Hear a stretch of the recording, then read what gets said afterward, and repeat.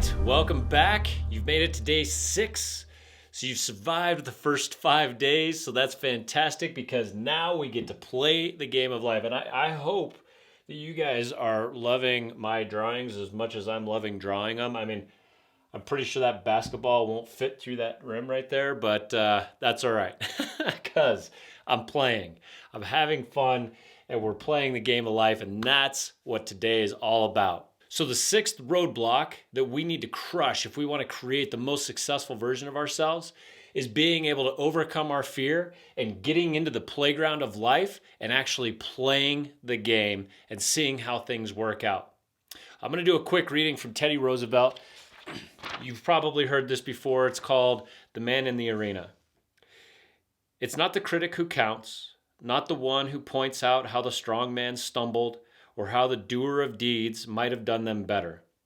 The credit belongs to the man who is actually in the arena, whose face is marred with sweat, dust, and blood, who strives valiantly, who errs and comes short again and again, who knows great enthusiasms, the great devotions, and spends himself in a worthy cause, who, if he wins, knows the triumph of high achievement, and who, if he fails, at least fails while daring greatly, so that his place shall never be with those cold and timid souls who know neither victory nor defeat. When I read this, it seems that Teddy Roosevelt is saying that there is something magical in just playing the game and getting out there and competing. Yeah, we might get bloody. Yeah, we might get beat up. But unless we put ourselves out there, unless we crush this roadblock of timidness and staying back on the sidelines, unless we're willing to do that, we don't ever get to know success or defeat. And he almost paints this picture of defeat as a positive. And we're going to talk about that more in challenge number 7. But what he's saying is that there's magic in playing the game. There's magic in getting out there and pushing ourselves beyond the boundaries that we even thought were possible for ourselves. So throughout this 7-day challenge, I've been telling the story about my transition from being a teacher into real estate. This was a long transition. The story that I have told so far kind of paints a picture that it was just, I kind of struggled a little bit and it was tough. And then I got through to the end and created this successful business and now everything's great. That's not exactly how it went. I got out of teaching and I started flipping houses. And flipping houses, for those of you that don't know, is a very challenging way to make a living. And it was challenging for me, and I ended up losing a lot of money with that. And I transitioned into a traditional realtor role. Once I transitioned into this new role, I was really hoping that my business would take off quickly because I needed the money. And that's just not what happened either. And it ultimately led me down a path to the darkest moment in my life. A moment where, a grown man with 2 kids I was so depressed. I was so angry with myself. I was so mad at myself for failing that I went into a deep depression and was contemplating suicide. It was a very challenging time in my life. But I ultimately came out on the other side of that. And if you read my book, I talk a little bit more about that as well. Through a commitment to change my life and do things differently, I was able to come out on the other side of that. Now, I tell this story because I understand the man in the arena. I said, I'm going to take a risk. I'm going to quit my job and I'm going to go out and pursue something that's risky because there's the opportunity for success. There's an opportunity for me to create something for myself. And through that process of playing that game, I got my butt kicked. And I'm looking back, I'm grateful for that time. I'm grateful for the challenges and the struggles that I faced as I got out and played the game of life because I am now a better, stronger man for it. There's a lot of people out there who are perfectly comfortable with looking at others and judging them and deciding, being the man outside of the arena or being the person outside of the arena and looking in and saying, well, the guy in the arena or girl, the person inside the arena should be doing this and doing that and judging and being that armchair quarterback, right? They have all the answers, but they're not the ones that are actually competing. See, but not you, because you're here today. You are watching this, and that in and of itself means that you're ready and willing to get out there and play the game of life. Now, I'm not going to sugarcoat it. When we play the game, I mean, even if you watch a football game, you watch a basketball game, an actual game, those guys get beat up and they fight through the pain and they struggle, and there's these tremendous triumphs, and then there's these times where they're just, they lose and they're down and they're heartbroken.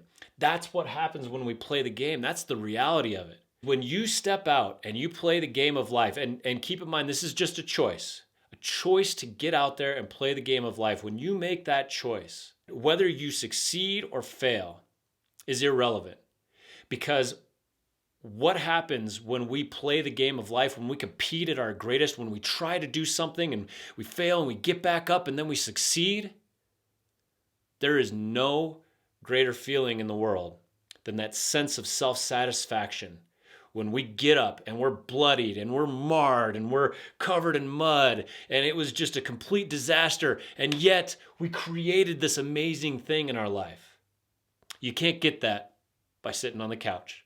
You can only get that by getting in the game and playing the game of life.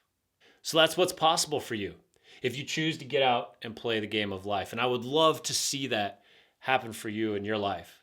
And that's why I'm here today. This is me playing.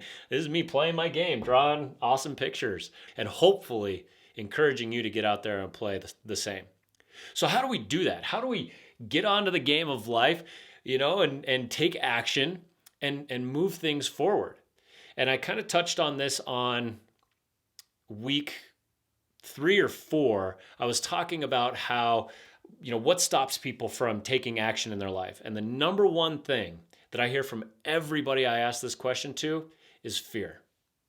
And fear is a very powerful emotion. Fear can stop us dead in our tracks. And so if we want to get out and play the game of life, there's a good possibility there's going to be fear somewhere that's trying to hold us back and stop us from creating our most successful self. So if we want to get out and play, we have to be brave. That's the bottom line. I said a minute ago that it's about a choice. If we want to be the man in the arena, we have to choose to be the man in the arena.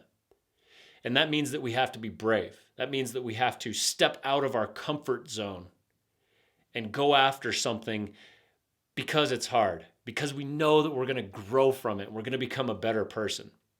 It's really that simple. And so today's challenge, I've got a sheet for you to fill out. Yesterday, I had talked about creating goals and then doing daily routines. So today, you're going to take one of those goals and break it down into your daily routines or your weekly routines. You're going to write them out on that piece of paper, and then you're going to actually start tracking them. So by taking that big giant piece, that big desire, and breaking it down into smaller pieces, now you get to actually play the game and track it and see how you're doing. You get your report card. How are you doing after a week or 2 weeks or 3 weeks? That's playing the game. And I think what you'll find, and I know what you'll find is as you play the game more, that action, stepping forward and getting out there and taking that action, that in and of itself spurs more action. Now you can work on a second goal or a third goal or a fourth goal. And all of a sudden, you're going to start seeing doors open up. You're going to start seeing things align as you begin to create more and more and more, as you play more and more and more. So that's what challenge number 6 is all about. It's about being brave, facing our fears, getting out there, playing the game. And I'll leave it at this. When I talk about playing the game, I literally mean play. Have fun with it. It stinks when we lose. It stinks when we get hurt. It stinks when things don't go our way. But if we choose to see it as a game, sometimes we win, sometimes we lose, but I'm going to keep getting back up and go and have fun with it and experiment and explore and be a little kid again. When we see it like that, then there's no failing. There's no stopping us. So get out there, play the game, have some fun, give yourself a little bit of a report card here, and then we'll come back for challenge number 7, which is talking all about failure or lack thereof. I'll see you then.